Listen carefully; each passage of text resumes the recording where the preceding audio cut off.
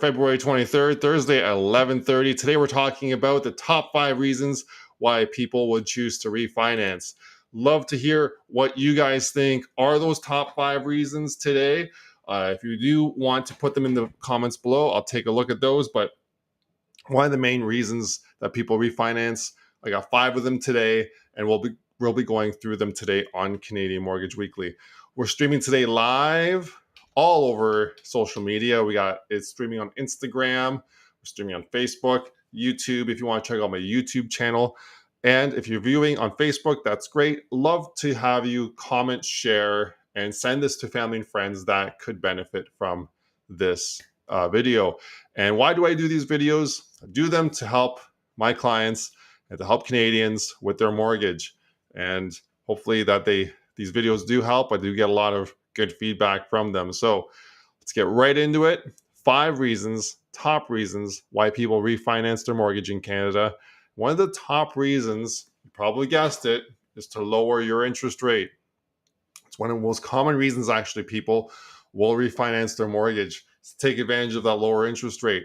Right now, taking advantage of the lower interest rate actually is a little bit harder to do because a lot of people did take out mortgages a few years ago that were 1% and 2%. So if you're in that situation, that's really not going to benefit you. Refinancing right now will actually put you in a higher interest rate. But if you were able to take a slower interest rate, for example, you were with a B lender or a lender that's a private lender, a lot of those private lenders have extremely high interest rates that I've seen. Getting a mortgage right now could be of your benefit. Getting that lower interest rate, even though it's at 4%, could actually put you in a way better position and save you thousands throughout the rest of the term of the mortgage and perhaps even the life of your loan. So that's reason number 1, lower interest rates. What's the second top reason why people refinance? You want to give it a shot and put it in the comments below? Well, lowering monthly payments. That's reason number 2. So not necessarily a lower interest rate, but extending the term of the loan. I've had so many clients this year reach out to me and say, Joe, I cannot afford my mortgage renewal. What can I do to make my cash flow situation better? Do I need to sell and rent? Well, a lot of these people, they don't need to do that. They simply need to refinance, extend the term of the loan until rates get better, and then they can shorten it back up. For example, I'll give you a story.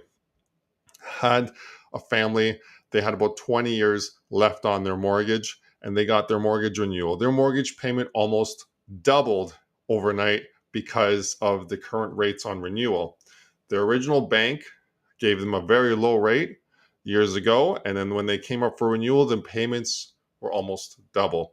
So even though they knew that they had 20 years left on the mortgage, they could not afford these payments, and they were going to have to sell. And when they looked at options to rent, they saw that they would just be throwing their money away. And if they're going to be throwing their money away, that's actually a worse idea than extending the loan term. So what they did is they took a 40-year amortization. We looked at 30, we looked at 25.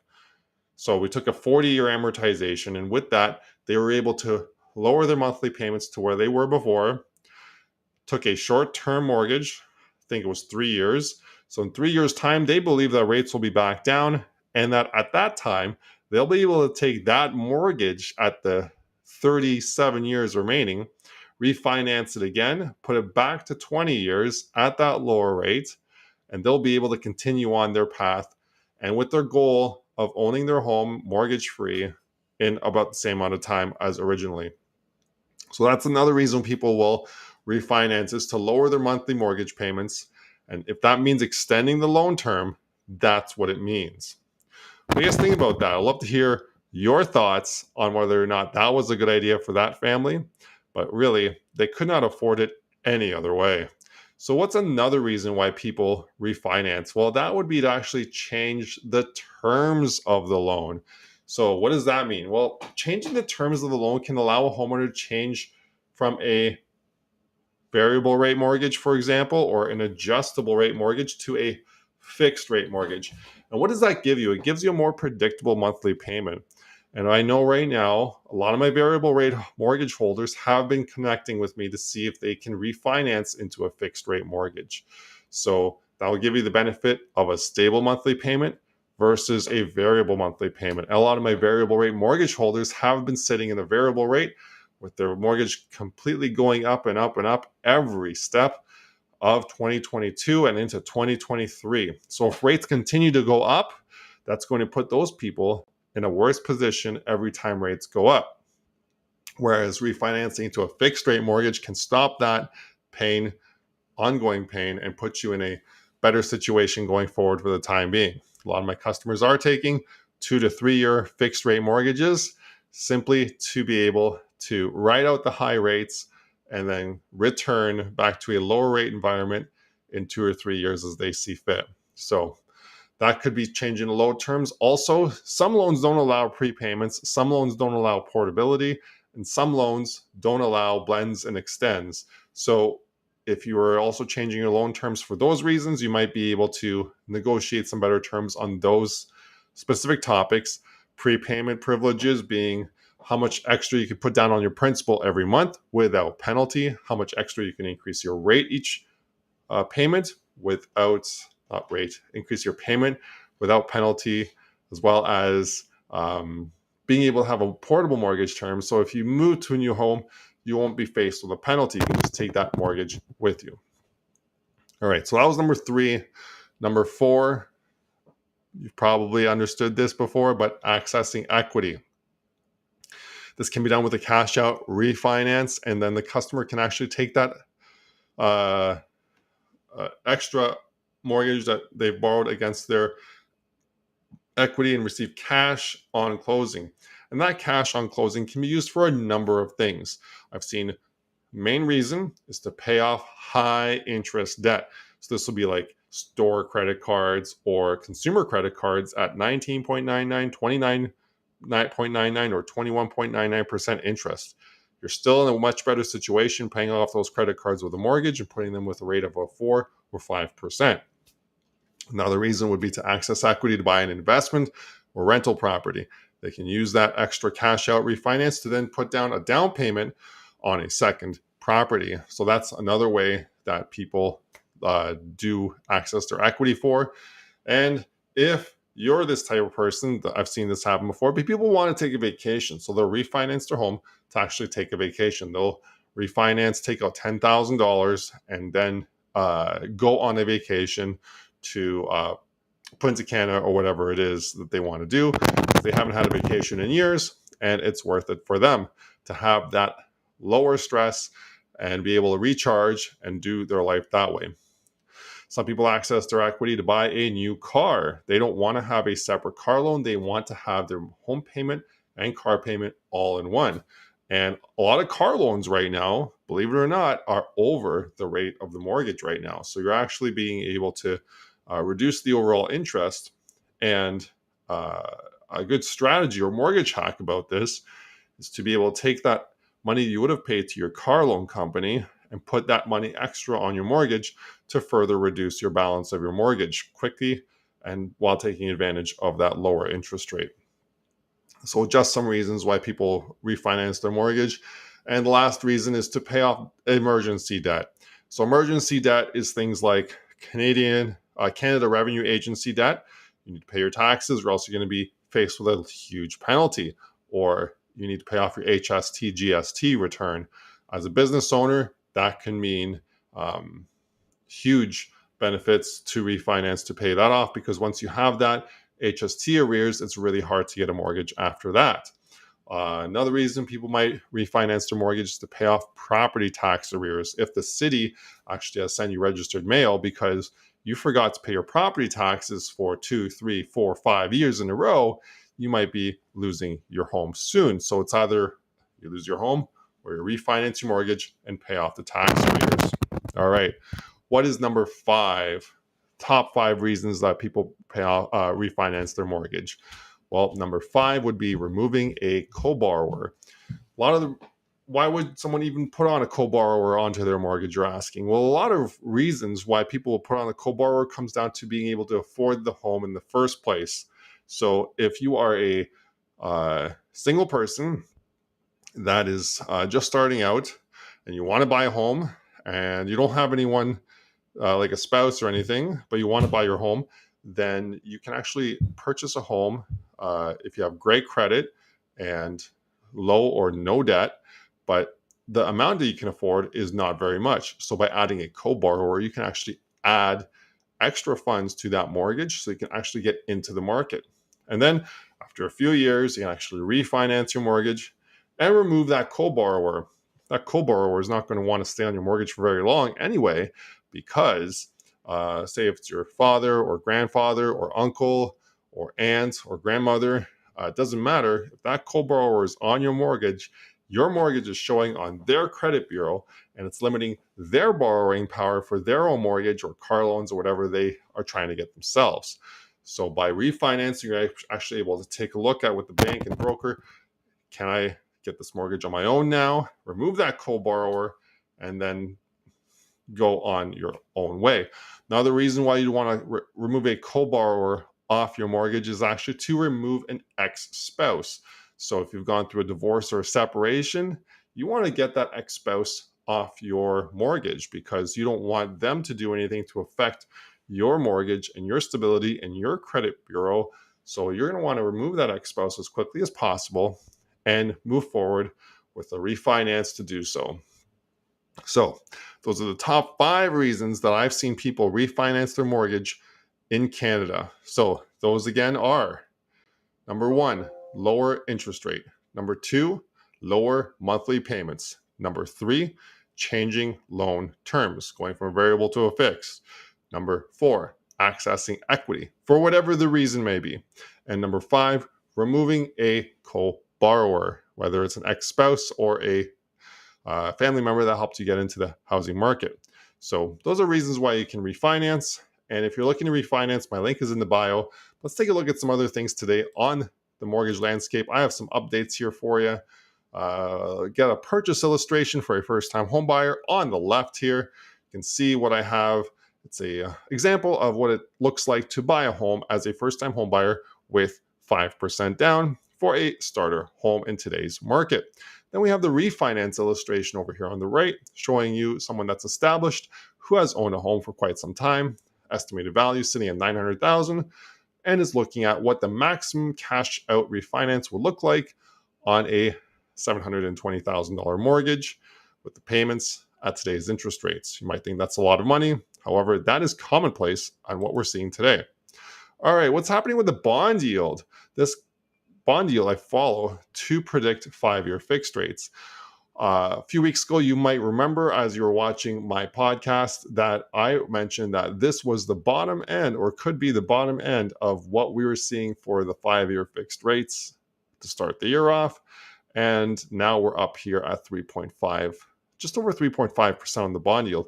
And what has that done? That's pushed 5-year fixed rates back up, and those deals are not really available anymore. There are some lenders still offering lower rates as they were down here, but that is slowly going away as I'm seeing more lenders put out higher rates. All right, Canadian inflation. Big news today on Canadian inflation. We saw this week that the numbers came out for the CPI, and the CPI has actually gone down to 5.9%. So we're now under 6% for Canadian inflation. That is huge news, because as a Canadian, you want to have inflation as low as possible. We are targeting for a 2% inflation rate. The Bank of Canada has been targeting this aggressively by increasing interest rates all throughout 2022 and into 2023. So because of that, we've seen inflation actually drop from the total of 8.1% down to 5.9%. Do you think that the inflation rate will continue to drop? Let's keep tabs on this as we go further into the year. The next inflation update for new numbers I'll see will be mid to 3/4 into March of 2023. All right, American inflation also down to 6.4%, as you see, lowest inflation number in the last 12 months. Really good news to see. All right, the CDOR rate, we're looking at this here. We have a CDOR rate that's been staying steady at 4.99%. This steady rate has been holding steady since pretty much the beginning of January. As you can see, in January, we did see a topping off of the CDOR rate, And the CDOR rate I follow to keep an eye on if a variable rate mortgage is competitive to the fixed rate mortgage. Right now, with the variance to prime being 1.71%, we're not there yet, but it's really encouraging to see the CDOR rate staying steady, which could mean that variable rates could be more competitive in the near future. We'll have to follow this here on Canadian Mortgage Weekly, and drop me a comment if you think that you know what I'm talking about and have some opinions about this. All right. Jobs report. We did see a jobs report update in 2023. This is a new metric I'm following here on Canadian Mortgage Weekly. As you can see here, this is the beginning of COVID when jobs were down, but the Canadian job market actually added 0.8 jobs in January of 2023. That's over 140,000 jobs in January. So that is huge news. In the other direction, doesn't really help interest rates come down.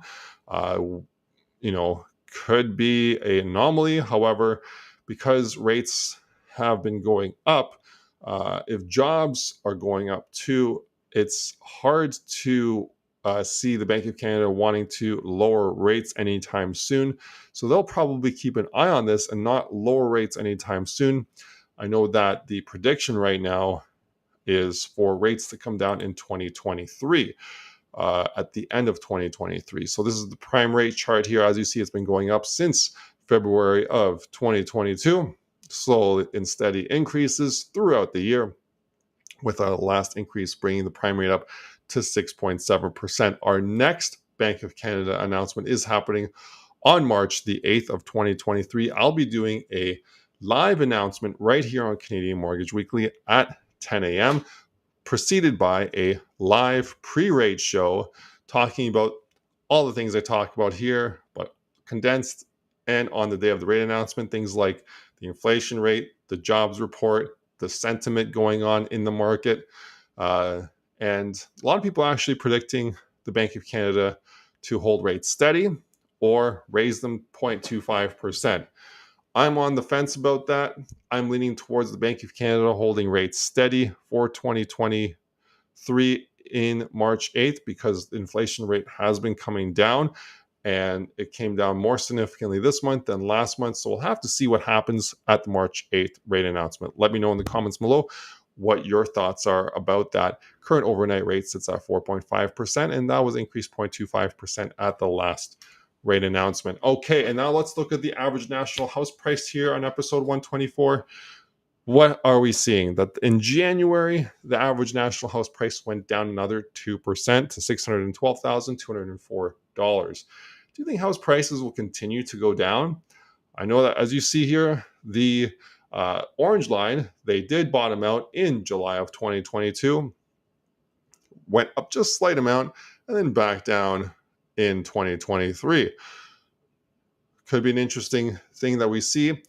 But also another thing we're watching here are the transactions. As you see, the number of transactions in the beginning of the year of 2022 skyrocketed to over 60,000 transactions in 2022 in March.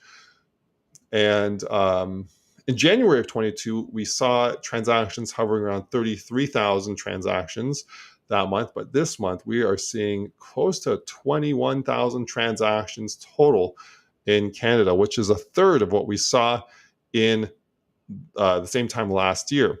And with lower transactions means that there's lower competition, which means that there's lower home prices. So not sure what will happen going forward with house prices. The spring market is just upon us. And with the spring market, as you can see in the spring of 2022, it exploded. And in the spring of 2021, it also exploded. Historically, the spring market does lead to an increase in home prices. So could this be the bottom that we saw here? Well, let's keep in touch.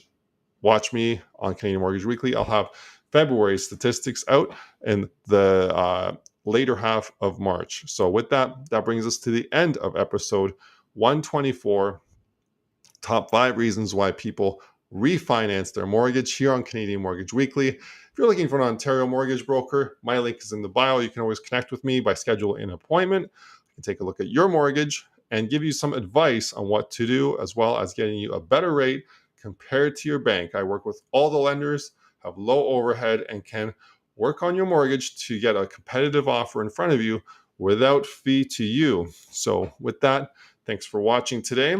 If you have any questions, drop it in the comments below. I'll see you next time. And with that, another episode of Canadian Mortgage Weekly is done. We'll see you next week on episode 125, which is in March. And in March, we're going to start National Credit Education Month.